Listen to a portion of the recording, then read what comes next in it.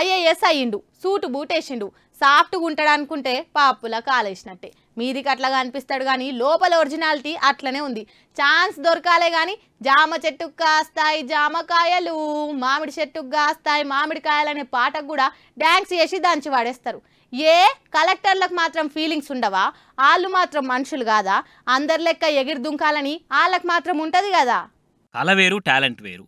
ఈ రెండు కలిస్తే ఇక రచ్చరచ్చనే. పల్నాడు జిల్లా కలెక్టర్ శివశంకర్ సార్కు ఇసొంటి ఛాన్స్ దొరికిందోటి. నరసరావుపేటలో పెట్టిన సంక్రాంతి ఆటాపాటా పోటీలకు చీఫ్ గెస్ట్ గా పోయిండు కలెక్టర్ సాబు. ఎంతైనా కలెక్టర్ కదా, వేసిన టక్కు చెదిరిపోకుండా ఓ తాన కూర్చొని ఆఖరికి జాతిని ఉద్దేశించి స్పీచ్ ఇచ్చి అవతల పడుతుండొచ్చు అని అనుకున్నారట ప్రోగ్రామ్ ఆర్గనైజ్ చేసిన ఆఫీసర్లు. ఇది సర్కార్ ఏర్పాటు చేసిన ప్రోగ్రామ్ కాబట్టి కలెక్టర్ సార్ ఖచ్చితంగా పోవాల్సి వచ్చింది. ఇక స్టేజ్ మీద డాన్సులు చేస్తుంటే గిట్లనే ఎవరు ఉండి ఆర్డర్ సార్ ఆర్డర్ అని మాట వరుసకు అడిగిరట. ఇంకేంది, లోపలికి వెళ్ళడానికి వస్తున్న కళా టాలెంట్ ఒక్కసారిగా లావాలెక్క వేలి అద్దిరిపోయే డాన్స్ వేసిండు. వాల్తేరు వీరయ్య సినిమాల పార్టీ సాంగ్ ఐకానిక్ స్టెప్పులు వేసి అదరగొట్టిండు. వా, ప్రొఫెషనల్ డాన్సర్ కూడా వనికిరారు కలెక్టర్ సార్ డాన్స్ ముందు. ఇక శివశంకర్ సార్ డాన్స్ చూసిన అందరూ వా వా అని డోనెలు పెట్టిరట. అయితే నెట్టింట్లో సార్ మీద కొంత వ్యతిరేకత వస్తున్నది. ఏం పని సార్ అది?